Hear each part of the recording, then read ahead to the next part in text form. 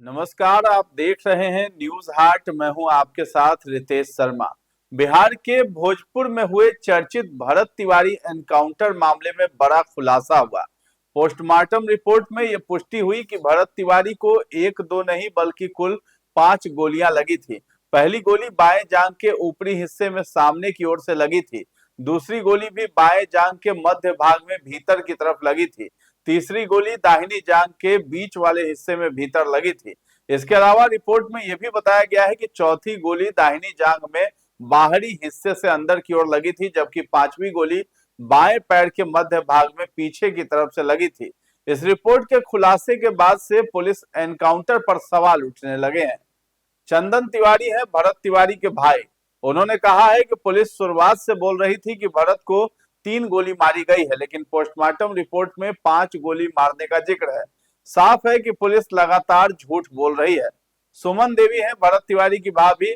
उन्होंने कहा है कि मेरे देवर भरत तिवारी की साजिश के तहत हत्या की गई है। हत्या की साजिश भोजपुर एसपी राज और जगदीशपुर एसडीएम संजीत कुमार ने ही रची है। हम लोग उनके खिलाफ भी केस दर्ज कराएंगे। भरत तिवारी एनकाउंटर को 10 दिन हो चुके हैं। एनकाउंटर के 7वें दिन भोजपुर पुलिस ने शाहपुर थाने के तत्कालीन एसएचओ राजेश मालाकार, जगदीशपुर के एसडीपीओ राजेश कुमार शर्मा समेत अन्य पुलिस कर्मियों के खिलाफ एफआईआर दर्ज की थी। एफआईआर दर्ज किए जाने के 4 दिन बाद भी दोनों की गिरफ्तारी नहीं हो पाई है। सवाल यह है कि आखिर नामजद दोनों पुलिसकर्मी कहां हैं? उनकी गिरफ्तारी क्यों नहीं हो रही है? दोनों की गिरफ्तारी को लेकर कानून क्या कहता है? दोनों की गिरफ्तारी न होने पर भरत के परिवार का क्या कहना है? उनकी आगे की रणनीति क्या है? सबसे पहले जानिए राजेश मालाकार और राजेश कुमार शर्मा आखिर हैं कहां। भरत एनकाउंटर के बाद शाहपुर थाने के एसएचओ राजेश मालाकार को सस्पेंड कर दिया गया था। फिलहाल राजेश मालाकार को आरा पुलिस मुख्यालय अटैच किया गया है। मालाकार रोजाना आरा पुलिस मुख्यालय में हाजिरी लगा रहे हैं। उनसे किसी तरह की पूछताछ किए जाने की कोई स्पष्ट जानकारी सामने नहीं आई है। मामले की जांच बिहार सरकार की ओर से गठित की गई न्यायिक आयोग के अध्यक्ष पटना हाईकोर्ट के एक्स जस्टिस विनोद कुमार सिन्हा कर रहे हैं। वहीं भरत तिवारी एनकाउंटर मामले में दर्ज हत्या की एफआईआर के दूसरे नामजद आरोपी यानी जगदीशपुर के एसडीएम राजेश कुमार शर्मा को पटना पुलिस हेडक्वार्टर अटैच किया गया है।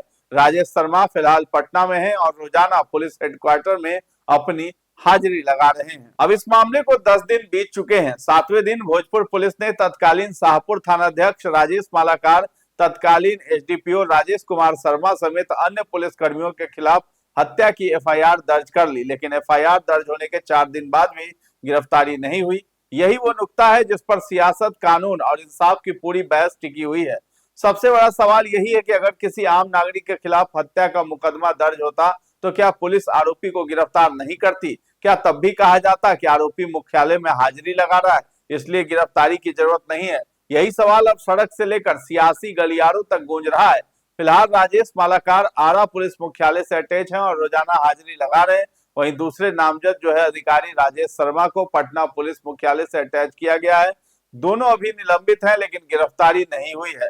पुलिस का कहना है कि दोनों फरार नहीं है, जांच में सहयोग कर रहे हैं और न्यायिक जांच भी शुरू हो चुकी है, इसलिए गिरफ्तारी आवश्यक नहीं समझी गई है। कानूनी जानकारों का कहना है कि केवल एफआईआर दर्ज होने भर से गिरफ्तारी अनिवार्य नहीं हो जाती है।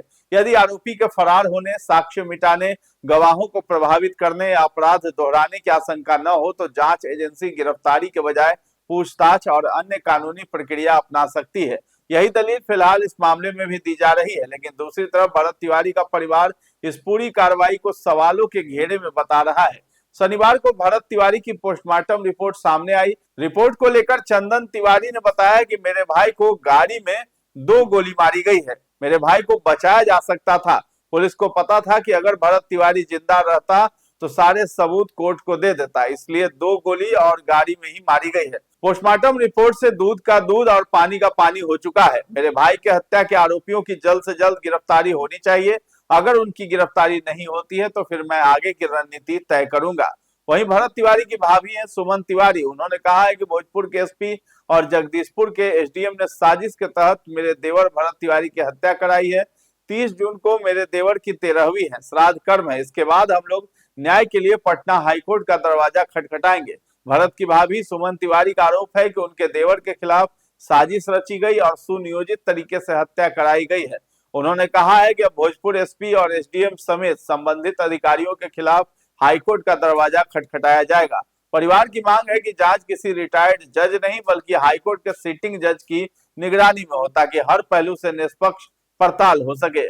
पोस्टमार्टम रिपोर्ट ने विवाद को और हवा दे दी है। रिपोर्ट के अनुसार भरत तिवारी को 5 गोलियां लगी, 2 गोलियां बाईं जांघ में, 2 दाहिनी जांघ में और 1 गोली बाएं पैर के पिछले हिस्से में मिली। परिजनों का दावा है कि अस्पताल में मौजूद चिकित्सक ने भी 4 से 5 गोलियों की बात कही थी, जबकि पुलिस की शुरुआती जानकारी इससे मेल नहीं खाती थी। भरत के भाई चंदन तिवारी ने कहा था कि परिवार शुरू से 5 गोलियां चलने की बात कह रहा था और अब पोस्टमार्टम रिपोर्ट ने उसी दावे को मजबूती दी है। उनका आरोप है कि सच्चाई को दबाने की कोशिश हुई है, लेकिन मेडिकल रिपोर्ट सामने आने के बाद कई सवालों के जवाब अब खुद दस्तावेज मांग रहे हैं। उधर सदर अस्पताल के तत्कालीन ड्यूटी पर मौजूद डॉक्टर के कथित बयान में भी 4 से 5 गोली लगने की बात सामने आई थी। डॉक्टर के अनुसार भरत की हालत अत्यंत गंभीर थी। प्राथमिक उपचार के बाद उन्हें पीएमसीएच रेफर किया गया, जहां इलाज के दौरान ही उनकी मौत हो गई थी। भोजपुर जिले के चर्चित भरत भूषण तिवारी एनकाउंटर मामले में अब जांच ने नया और अहम मोड़ भी ले लिया है। पुलिस अब इस पूरे घटनाक्रम की सच्चाई तक पहुंचने के लिए वैज्ञानिक तरीकों का सहारा ले रही है। कोर्ट से अनुमति मिलने के बाद घटना में जब्त किए गए हथियार, खोखे और अन्य साक्ष्यों को विधि विज्ञान प्रयोगशाला यानी एफएसएल भेजने की तैयारी तेज कर दी गई है। माना जा रहा है कि यह जांच पूरे मामले की तस्वीर साफ कर सकती है। पुलिस मुख्यालय के सूत्रों के मुताबिक घटना के 8 दिन बाद बिहार राज्य विधि आयोग की जांच टीम 25 जून 2026 को शाहपुर प्रखंड के बिलौटी गांव पहुंची थी, जिसका नेतृत्व पटना हाईकोर्ट के सेवानिवृत्त न्यायमूर्ति विनोद कुमार सिन्हा कर रहे थे। इस दौरान शाहाबाद के डीआईजी सत्य प्रकाश, भोजपुर के जिलाधिकारी तने सुल्तानिया, पुलिस अधीक्षक राज समेत कई प्रशासनिक और पुलिस अधिकारी मौजूद रहे। टीम ने मौके पर पहुंचकर सबसे पहले भरत तिवारी के परिजनों से बातचीत किया था। इसके बाद अब जो नई जानकारी सामने आई है उसके मुताबिक इस घटना में उपयोग किए गए पिस्टल की बैलिस्टिक जांच करवाई जाएगी। इसको लेकर एफएसएल को हथियार भेज दिए गए हैं। एफएसएल जांच से अब खुलेगा एनकाउंटर का पूरा सच। पुलिस अधिकारियों के अनुसार फोरेंसिक जांच के जरिए ये पता लगाया जाएगा कि घटना स्थल से मिले खोखे आखिर किस हथियार से फायर किए गए थे। इसके साथ ही पुलिस और आरोपी पक्ष के हथियारों का बैलिस्टिक मिलान भी कराया जाएगा। इस प्रक्रिया से यह स्पष्ट होगा कि एनकाउंटर के दौरान कितनी गोलियां चली और किस हथियार से चली थी। 3 पिस्टल और खोखे जो है जांच के दायरे में है। जानकारी के मुताबिक जांच के लिए कुल 3 पिस्टल भेजे गए हैं। इनमें 2 पुलिसकर्मियों की सरकारी सर्विस पिस्टल और 1 पिस्टल मृतक भरत भूषण तिवारी के पास से बरामद बताई जा रही है।